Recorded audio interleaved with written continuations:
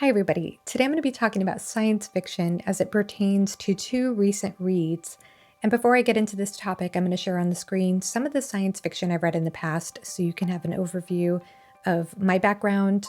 This will not include every book I've read in the genre, but it just shows that I have read some books in the science fiction genre. I don't consider myself the most well-read science fiction reader, but because of these two books I'm going to talk about, which are Book of Skulls by Robert Silverberg and Windhaven by GRRM Martin and Lisa Tuttle, I felt inclined to question my own understanding of the genre and my own expectations, the ways that I identify a book as science fiction. Because although these two books are marketed as science fiction, when I was reading them, I struggled to feel like I was reading science fiction. And by the way, if you read these books and you felt otherwise, if you felt they were clearly science fiction in your mind, I'm not arguing with you. I'm just questioning how a book is identified as science fiction. And I am asking this question while also acknowledging that genres can be very blurry and that several books don't fit perfectly into a genre box, and that's okay. I happen to enjoy books that are considered quite experimental, and I enjoy books that are considered genre defying. For example, I love Ishiguro's books, including Clara and the Sun and Never Let Me Go, two books which are considered science fiction by some, but maybe more literary by others. But I felt satisfied with what they were. And when it came to the two books I just mentioned, the Book of Skulls and Windhaven, I don't know. When I hear something science fiction, I feel like I am looking for something.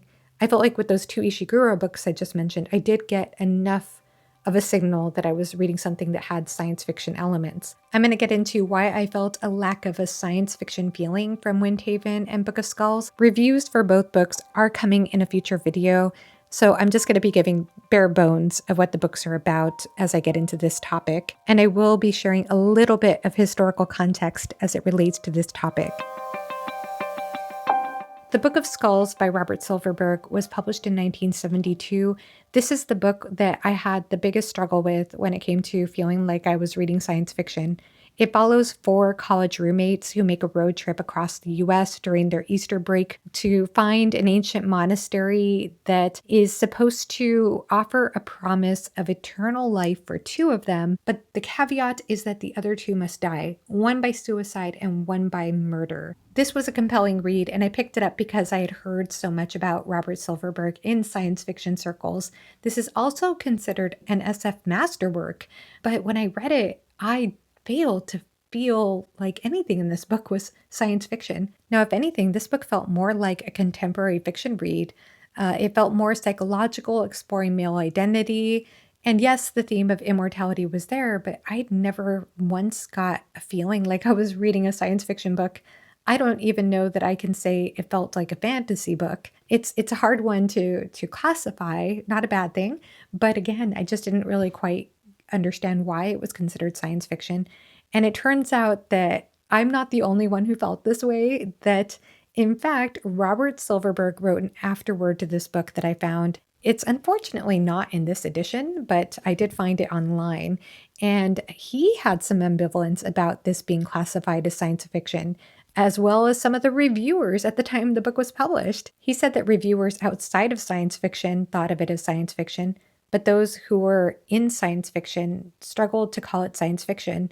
In fact, he said that James Blish, who was one of the most perceptive of critics at that time, was puzzled by it when he reviewed it for one of the science fiction magazines, finally deciding arbitrarily that it qualified as fantasy because of its immortality quest theme. Silverberg goes far deeper into trying to understand his book within its historical context. He explains that he wrote the book in late 1970 and 1971 and talks about the culture at the time. As he explains here, science fiction, which always reflects the culture of its era while ostensibly taking the future as its subject, was of course profoundly affected by the Cultural Revolution that we term the 60s, but which actually spanned the years from 1966 through 1973. He goes on to say that we science fiction writers had a revolution of our own in those years, a time when the old pulp magazine narrative modes of SF were cast aside in favor of an attempt to reconcile the visionary even romantic themes of science fiction with the methods of modern mainstream novelists, a movement that was quickly labeled the New Wave. He goes on to describe some of the authors at that time, and that while some of them were not deliberately trying to write New Wave fiction, that they took advantage of the influence at that time, of the landscape at that time, to reinvent themselves or to be more experimental with their storytelling. And then following that era, the pendulum seems to swing the other way,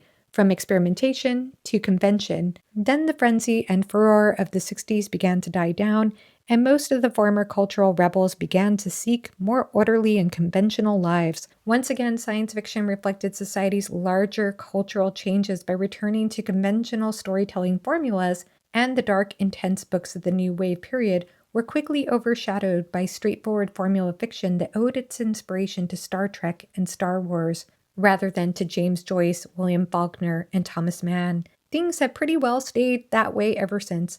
I found it interesting that he compared some of the experimental styles that emerged in the New Wave period to some of the experimental styles that emerged in classical literature or in literary fiction.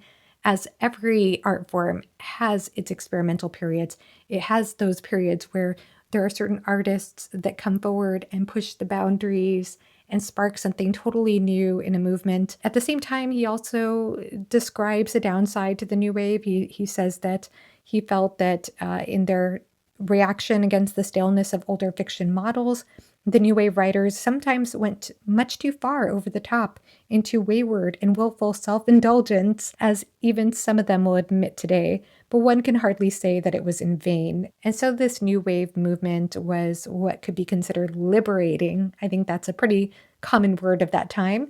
He explains here using the word complex 3 times. For the first time, it became permissible in science fiction to write complex narratives about complex people who were dealing with complex speculative situations. Fullness of characterization, emotional depth, and richness of prose would no longer be seen as something for a writer to avoid, as generally had been the case in SF in the magazine-dominated era of the first half of the 20th century. I'm sure some may argue with Silverberg about this last point about pulp fiction not having complexity, and argue about the complexity that did exist in pulp magazine narratives prior to the New Wave. But I think many can agree that the New Wave did affect the genre in quite a significant way. And he explains that he feels his book, The Book of Skulls, is the product of the later part of that era. He felt he was caught up in the New Wave excitement, though he never labeled himself as a participant of it. He says, "It is an indication of my own ambivalent, somewhat conservative place in science fiction of the times that although I felt no hesitations about writing a book as unusual in form and tone for science fiction as The Book of Skulls, I did feel some residual doubt, rooted as I was in the pulp magazine SF of the 1940s and 1950s, about whether the book I was writing was science fiction at all." And here's where we get into the crux of the issue about science fiction, because he then goes on to try to understand what science fiction is and explains how tricky it is to try to define this genre. I think some of these quotes might be of interest, so I'm going to add them here. "I can define it by its specifics. A story with robots in it is science fiction. A story about interplanetary travel is science fiction. A story about a time machine is science fiction, and so on and so on," heaping up a multitude of specific cases in the hope that they will unite into one big generalization. But that's not a very good way to define anything. He then goes on to use a tree analogy. This oak is a tree, this maple is a tree, but is this big fern a tree? Is this 60-foot-high cactus a tree? Wherein lies the treeness of the oaks and maples, and in what way do the tall fern and huge cactus share that quality? And in what way, if any, do they not? I can also define science fiction, as has been done, as science fiction about the interaction of human beings and technology. That will cover an awful lot of territory, but it seems to exclude such books as my own Dying Inside, which is about telepathy. I found the telepathy point interesting because I've heard a couple of people mention recently about how telepathy was accepted as science fiction a few decades back, but that is not necessarily as acceptable in the genre now. And maybe that has to do with our understanding of the human mind and how that's changed over the last several years, the advancements in neuroscience that have been made over recent decades, and how that's continuing to be explored. He goes on to say here, I can, and sometimes do, fall back on the notion that science fiction is defined as a certain kind of strangeness by an element of the unreal, of the fantastic. But you can see what a useless definition that is, since it qualifies Alice in Wonderland as science fiction. While Silverberg, like many of us, fails to succinctly define science fiction, he arrives at the conclusion that the Book of Skulls could be science fiction, possibly, because of the theme of immortality. I can understand that. I could see how there are science fiction books that explore the theme of immortality. However, I didn't feel like the way it was explored in the story necessarily felt like it was science fiction for me personally, but there is room for interpretation. So, all that said, it seems to have baffled Silverberg as much as it baffles me. And I think part of it is expectation because I knew of Silverberg as a science fiction writer. At least that's how I've heard his name mentioned before. So I think because I had that association of Silverberg as a science fiction author, I was expecting to be reading a science fiction book, and this was my first Silverberg book. So when I read this and didn't quite get a feel that I was reading science fiction, it did make me question myself a bit and question what he was going for. So it was interesting to read this afterward. And I'll just lastly mention here that he says it was, regardless of its ambiguities, nominated for both the Hugo and Nebula Awards that year, along with Dying Inside, his science fiction book that had telepathy. Now to talk about Windhaven by George R. R. Martin and Lisa Tuttle. This book certainly has a much stronger case for being science fiction than the Silverberg book I just talked about. First, some background about this. This was published in 1981, but it was originally 3 novellas. The first novella was originally published as The Storms of Windhaven in 1975. It was published in Analog of Science Fiction and Fact, and then it won in the 1976 Locus for the Best Novella, and it was nominated for both the Hugo Award for Best Novella and Nebula Award for Best Novella. Eventually, it became published under Timescape Books in 1981. So clearly, this was acknowledged as science fiction when it was published. And the reason that I feel like this has a stronger case for being science fiction, or some of the signals I think that are clear to make this science fiction, is that it deals with star travel before the book begins. The idea with this story is that human beings star traveled from planet Earth to a planet called Windhaven. It's a planet of mostly ocean and scattered islands. And as they crash landed on this planet and made use of these islands, they started to use these wing contraptions that they created. I think it was from the ship itself, this metal fabric to create these wing contraptions to fly from island to island. So we are dealing with star travel. As I mentioned, that was what happened before the story begins. And then there is also this technology that's at the heart of the novel. So I think we can make the case that because there was star travel and because technology is highly featured in the story, it becomes an important conversation piece in this story about who should wear the wings and who shouldn't, who has the right to wear these wings or who doesn't. Then you could say that this is a science fiction story. I think those are signals that are satisfactory enough for many readers. And another case I want to bring up in terms of signal has to do with the cover art. Now, if you look at this original cover art, it certainly has a science fiction aesthetic. Somehow the font gives me that impression. It feels less whimsical. The way the wings are angled out, the backdrop of the starry sky, the suit that the character is wearing, everything about it feels very science fiction to me. But if we look at the more recent cover, it looks far more fantasy to my eyes. And this is probably because it looks similar to the A Song of Ice and Fire covers. I'm sure the publishers were trying to market towards Martin's audience as he's now famous for A Song of Ice and Fire. And if we zoom in, we can see a little bit of tinker technology, some cogs there. But there are also belt straps that make it look a little bit more fantastical to me somehow, like low tech. And the other thing I'll say is that when I was reading the story, I felt the emphasis was far more on the skill of the flyer than on the technology itself. I mean, I guess you can make that case for some forms of technology, like flying a plane. You probably have to have a certain amount of skills to fly a plane, but there is so much put on the person's effort and their skill in order to be successful as a flyer. And while the story certainly explores wings as they affect the flyers and affect society and the system that is used, the system that the people employ to decide who should wear the wings and whether that system should change or not, adherence to tradition, or whether we create a new system and the ramifications of a new system. While it certainly explores those societal themes in relation to the wing technology, the story felt very intimate. The heart of it felt like a very deep character examination of a girl with a dream. And it expands into this bigger societal thing, but it still felt more centered on that character. And the biggest reason why this also didn't feel as science fiction like for me is that it felt very fantasy like because of the prose. So for me, I felt like I was reading a fantasy story specifically because of the prose. I'm going to go ahead and read a passage aloud.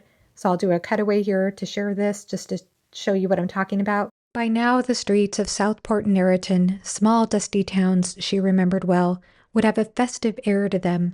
Wine sellers and bakers and sausage makers and merchants would converge from a half-dozen nearby islands, crossing treacherous seas in unsteady boats in hopes of making a few irons from the fires. The inns and taverns would be full, and bliers would be elsewhere, throngs of them swelling the little towns to bursting. I want to add here that even the technology of star travel is described as magical, and this is relayed through a song, so there can be some creative license when it comes to the lyrics. However, use of the word magic still signals fantasy. So I'm going to go ahead and read this here. Berrien sang of the star sailors' magic and their dream of repairing the ship and the slow agonizing dying of that dream. He lingered melancholy over the fading powers of their magic machines, the fading that ended in darkness. I'm going to argue against myself now just to make it a little more fun. From the science fiction perspective, we can see this as layers of narrative, whereas the people star traveled from Earth using astronautics, using hard science. But because the people on the planet now are so far removed from that history, they look at the past and they see it as magic, whereas it was actually achieved through science. There was a lightly lyrical aspect to the prose, and I felt like words like inns and taverns and ballads, and even the instance of ships gave me a historical fantasy feeling I couldn't shake. I just felt like I was reading a fantasy book. And that said, I know that there is sci fantasy, there is science fiction with fantasy elements or fantasy with science fiction elements, and I enjoy all those different kinds of iterations of fantasy and sci-fi. But for me, this just more so felt like a fantasy than anything else when I was reading it. And again, I think it really came down to the prose and also the way it felt like an intimate character study, even though there were societal themes explored, and the wings could be considered a sci-fi form of technology. To me, the wings also kind of felt magical. I guess it just makes me wonder if I considered this a fantasy recommendation, would I get in trouble because it's classified as science fiction? Or if I considered this a science fiction recommendation, would people struggle when they read this like I did? I don't know. I mean, it doesn't really matter if you enjoy good fiction. I'd say read the book. It's good fiction. I enjoyed the story, but it is something that made me question my genre expectations and wonder about this question about what are the signals, what are the identifiers that make me feel like I'm reading a science fiction novel. And by the way, I should go ahead and mention that unlike the Silverberg, which I picked up thinking it was science fiction because it's Robert Silverberg, when I picked up Windhaven, because of the cover, I immediately thought I was reading fantasy. And then when I found out that it was considered science fiction, I asked friends on the Fireside Discord who had read the book if they considered it science fiction or fantasy, and all of them said science fiction. They all said science fiction, but with fantasy themes. They tried to make it very clear it is science fiction, but it'll feel like fantasy. And so that was my experience. I guess it's science fiction, and I won't argue with that, but for me, it felt like a fantasy story, and I can't quite shake that feeling in my heart.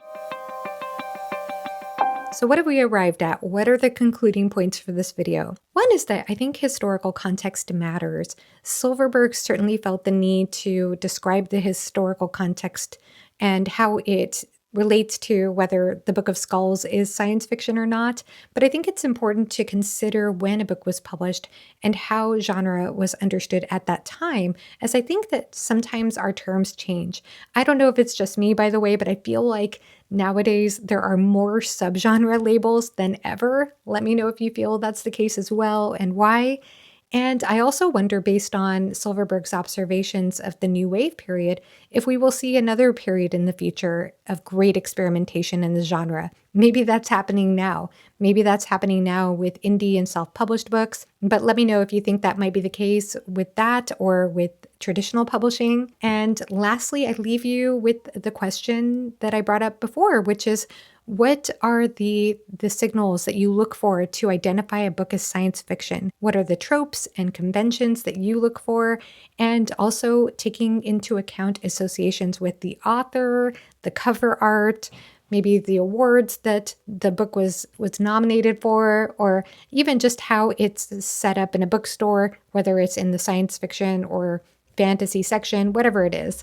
Let me know. And thank you so much for watching. Have a great rest of your day. Bye-bye.